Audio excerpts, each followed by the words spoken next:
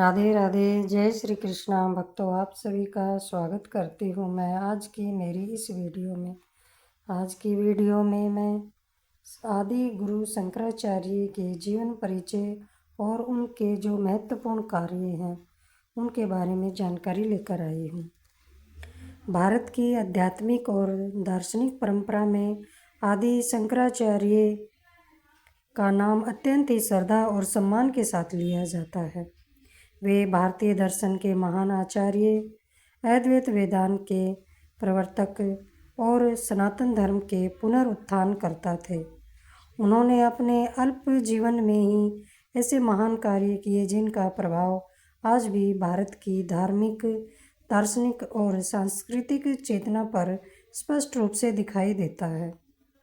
आदि शंकराचार्य जी का जन्म लगभग 788 ईस्वी में केरल राज्य के कालड़ी नामक गांव में एक ब्राह्मण परिवार में हुआ था। उनके पिता का नाम शिवगुरु और माता का नाम आर्यम्बा था। कहा जाता है कि वे माता पिता की कठिन तपस्या के फलस्वरूप जन्मे थे। बचपन से ही शंकराचार्य जी अत्यंत ही प्रतिभाशाली थे। उन्होंने बहुत कम आयु में वेदों, उपनिषदों और शास्त्रों का गहन अध्ययन कर लिया था। केवल 8 वर्ष की आयु में उन्होंने संन्यास धारण कर लिया, जो कि उनकी असाधारण वैराग्य भावना को दर्शाता है। संन्यास ग्रहण करने के बाद शंकराचार्य जी ने गोविंद भगवत पाद को अपना गुरु बनाया, जो कि महान संत गौड़पाद के शिष्य थे। गुरु के सानिध्य में रहकर उन्होंने वेदांत दर्शन का गहन अध्ययन किया और अद्वैत सिद्धांत को आत्मसात किया। गुरु ने ही उन्हें भारत भर में जाकर वेदांत का प्रचार और प्रसार करने की आज्ञा दी। आदि शंकराचार्य जी का सबसे महत्वपूर्ण योगदान अद्वैत वेदांत दर्शन है। अद्वैत का अर्थ है दो नहीं एक।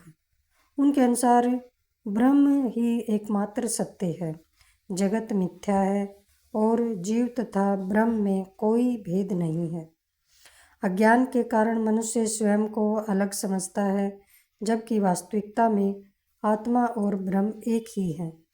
इस दर्शन ने भारतीय चिंतन को एक नई दिशा दी और आत्मज्ञान के मार्ग को सरल बनाया।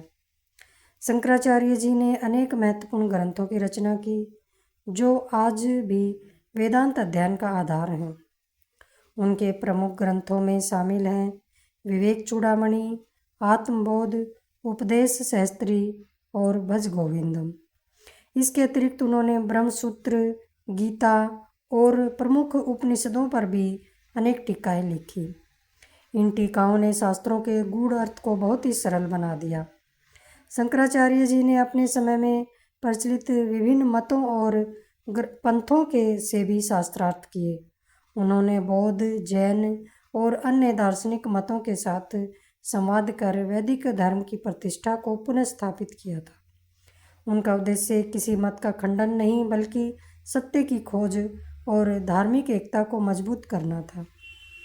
भारत की आध्यात्मिक एकता को बनाए रखने के लिए शंकराचार्य जी ने 4 प्रमुख मठों की स्थापना की।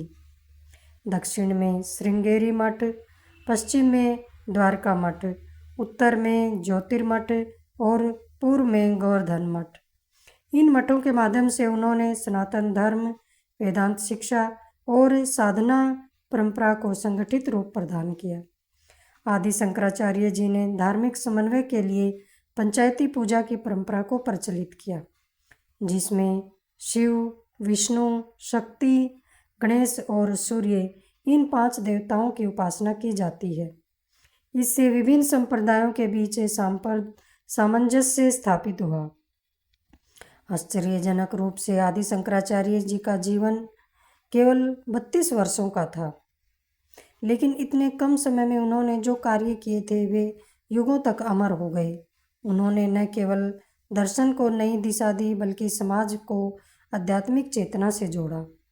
आदि शंकराचार्य जी केवल एक दार्शनिक ही नहीं, बल्कि भारत की आत्मा को जागृत करने वाले महान संत थे। उनका जीवन त्याग, ज्ञान और सत्य की खोज का प्रतीक है।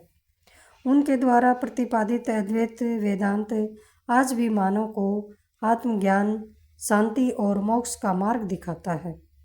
भारतीय संस्कृति और सनातन धर्म में उनका योगदान अमूल्य और विस्मरणीय है।